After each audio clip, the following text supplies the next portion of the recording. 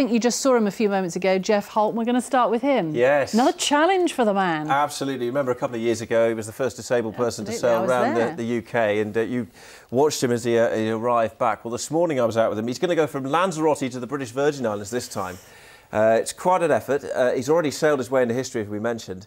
Well, Geoff Holt's getting ready for what is his next big challenge. The quadriplegic sailor from Hampshire will cross the Atlantic in December, going nearly 3,000 miles with only his carer and an observer on board. If successful, Geoff will be the first quadriplegic person to cross the Atlantic while his sailing is unassisted. I joined him out on the water earlier today. The boat's called Impossible Dream, but Geoff Holt has proved that just about anything is possible if you put your mind to it. Not content with becoming the first disabled sailor to sail single-handed round the UK, Geoff's set for a far bigger voyage, in a far bigger boat. To me, it's not about proving the critics wrong or proving naysayers wrong. It's all about proving myself that I'm right when I think something is doable. And I'm a great believer that if you really believe in your heart that something's achievable, then you have to ask yourself, well, what's stopping you? Although there'll be 3 people on board the boat for the journey to the British Virgin Islands, which should take about 3 weeks, Geoff will be doing all the sailing himself. But it's a voyage he knows well.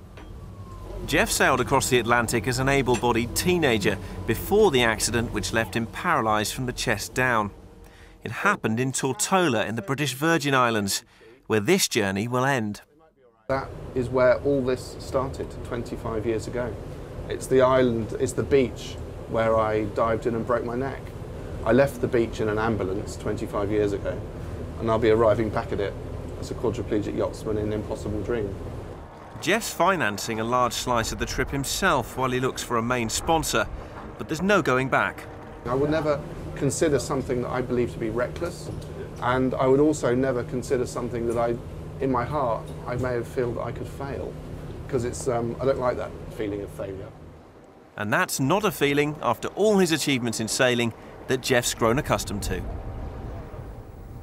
And you can take a detailed look around Geoff's boat online at the BBC's Hampshire website. A real good look behind the scenes.